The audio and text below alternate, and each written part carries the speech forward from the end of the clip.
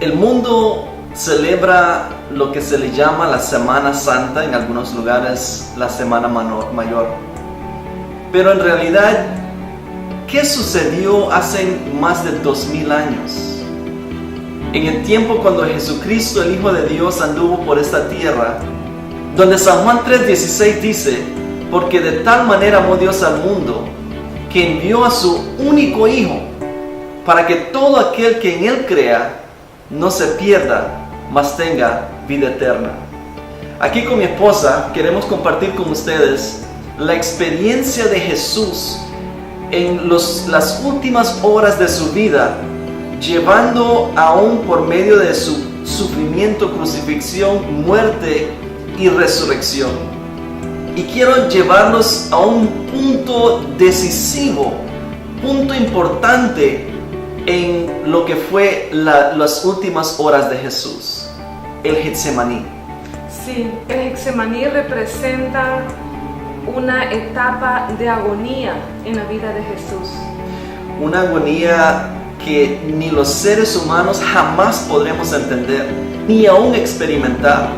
Una agonía donde llegó a un punto de sudor, sudaba sangre, sus vasos capilares rompen y de él brota sangre, aun cuando llora ante el Padre. ¿Cuál fue su clamor al Padre esa noche? Esa noche él clamó pidiéndole al Padre que si fuese posible, que quitara de él esa copa, que quitara de él esa agonía, esa angustia, esa situación. Pero no era que Jesús estaba rechazándolo, él estaba pidiendo la intersección de nuestro Dios. Al ver a Jesús el rechazo de su gente, al mirar a Jesús y contemplar el dolor que él iba a experimentar en lo que seguía de esas horas, su humanidad, porque acuérdate que él fue humano, 100% hombre, así es que su humanidad prácticamente sintió el dolor y la agonía, y él clama al Padre: Padre, si es tu voluntad, quita de mí esta copa, pero no se haga lo que yo quiero, sino lo que tú. Así es.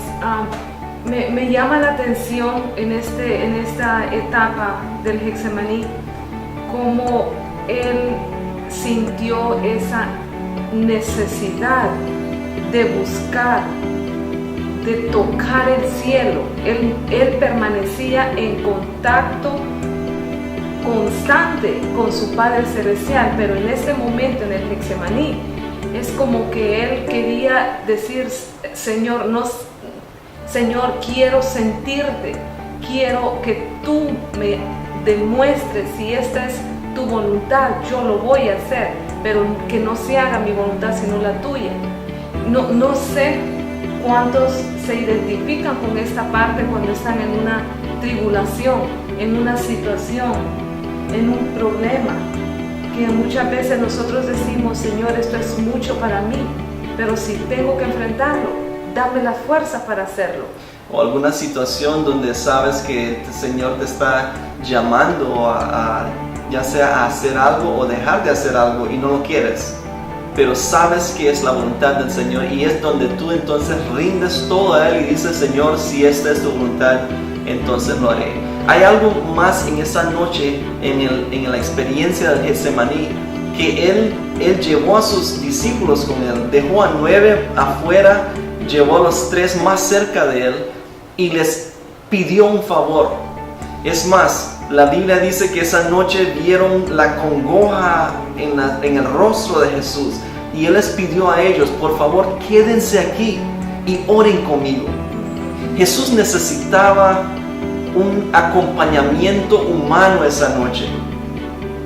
Él quería sentir que sus amigos estaban con Él en el momento más oscuro de su vida, y les pidió que oraran por Él. Sin embargo, ¿qué pasó esa noche? Se durmieron, estaban muertos de sueño. Les entró un sueño que era, hay que notar que las fuerzas malignas en ese momento del Getsemaní estaban con todo su furor. El hecho que Jesús se sintiera como no rechazado por el Padre, sino, Señor, que se haga esa tu voluntad, y que los discípulos se durmieran. Era una muestra que el enemigo estaba tratando de poner en acción todos sus planes.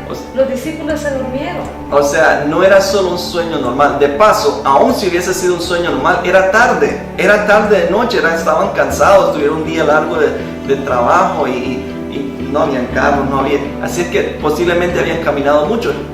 Humanamente podremos decir que era normal que tuviesen sueño. Mira, yo quiero decirles algo. Cuando uno está en una tribulación, cuando uno está en un momento que quiere conectarse con el cielo porque se siente que algo anda mal, que no sentimos la fuerza, y uno va a oración, yo te digo algo, ese sueño rico viene a tu puerta, y es un sueño que te desconecta con tu Dios. Es por eso que cuando Jesús le dijo, velad y orad para que no entréis en tentación, los discípulos en ese momento, yo me imagino que ellos sintieron que tenían que realmente estar velando y orando, pero no lo hicieron, se durmieron. Lo mismo pasa en la vida diaria de nosotros. Nos levantamos a las 3 de la mañana, a las 4, a las 5 y caemos en sueño y nos desconectamos de la fuente que verdad que nos conecta con el cielo.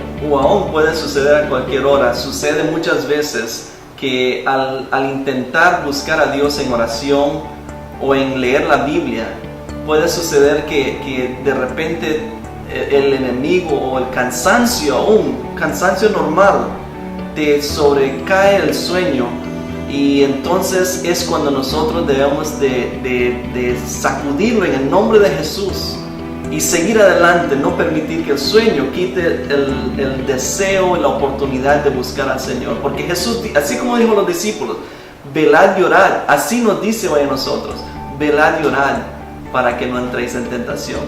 El espíritu, la verdad, está dispuesto, pero la carne es débil. Jesús regresó 3 veces y 3 veces los encontró durmiendo. A la tercera vez que Jesús llega, ya les dice, si ustedes quieren seguir durmiendo, duerman, pero ya viene la hora más oscura. Y es cuando llegaban ya los enemigos, y llegaban con Judas, el amigo de Jesús. El amigo de Jesús, que mientras Jesús estaba en el Getsemaní orando, mientras estaba con los 11, Judas había estado haciendo trato con los fariseos, los enemigos de Jesús, para que ellos viniesen a buscarlo en el exacto lugar donde él sabía que él iba a estar orando, y les había dado la señal. Les dijo, vean, al que yo bese, ese es, atraparlo. Y entonces Judas, cuando llega donde Jesús, llega con un beso. ¿Y qué le dijo Jesús? Con un beso traicionas al Hijo de Dios.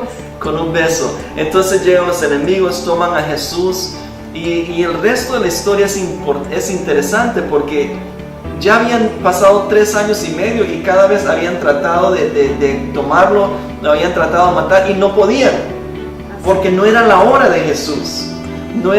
Ahora sí había llegado la hora, y les dice, hace tanto tiempo estoy con ustedes y ustedes no me han podido agarrar. Ahora llegaba el momento más oscuro de la vida de Jesús. Lo amarraron, lo llevaron ante Pilato, Pilato ante Herodes, Herodes de nuevo ante Pilato. Y aquí sucede algo interesante, porque Pilato sabía que él era inocente.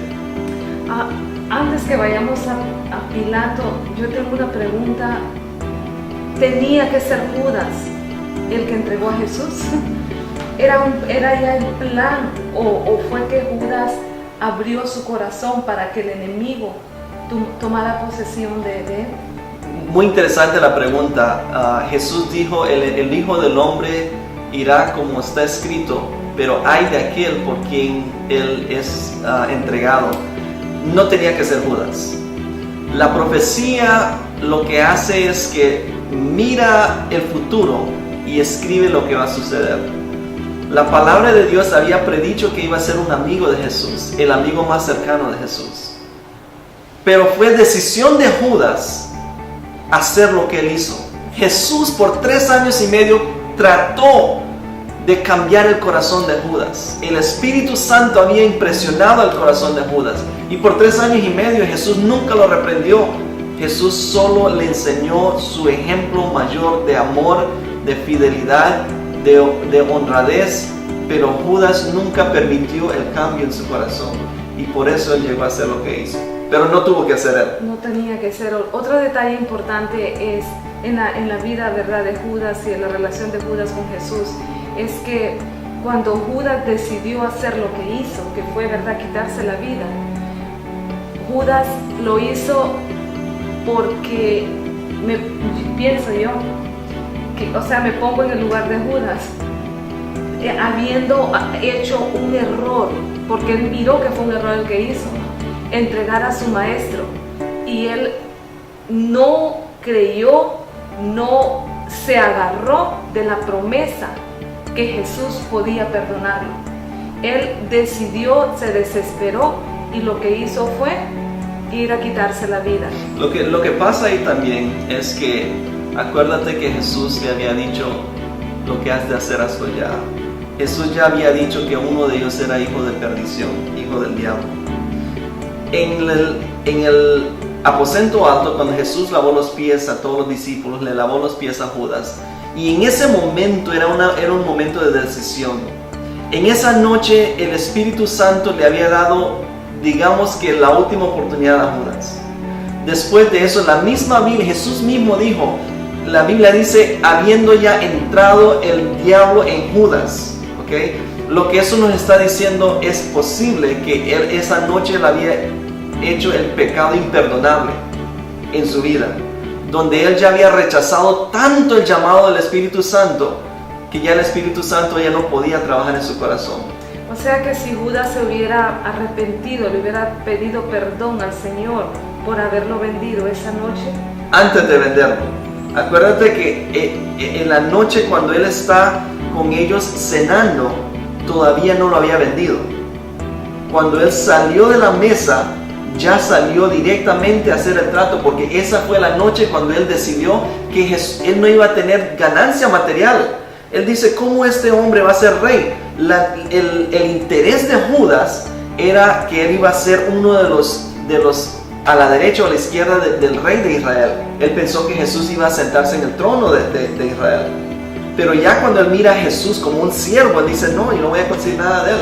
Así es que esa noche él decidió que de Jesús no iba a sacar nada. Y allí es cuando él se entrega por completo al enemigo. Cuando él rechaza de una vez el Espíritu Santo y él sale ya a consumar el hecho que él había estado pensando ya por mucho tiempo. Interesante. Así es que, mis amigos, gracias al Señor y a la misericordia y compasión de Cristo Jesús, que Él esa noche, aún teniendo el poder del cielo, pudiendo llamar legiones de ángeles, pudo haberlo librado de sus enemigos, pero Él permitió ser llevado con la turba, con los soldados, hacia su juicio final, ante Pilato, ante Herodes y ante los sacerdotes. Mis hermanos, Jesús es un Dios de amor y de compasión. Él te ama y por eso Él hizo lo que hizo. Por eso Él llegó hasta lo sumo, lo máximo, para traernos salvación. Que el Señor Jesús te bendiga, que disfrutes de esta semana, que puedas pasarla recordando cuánto Jesús te ama. Bendiciones.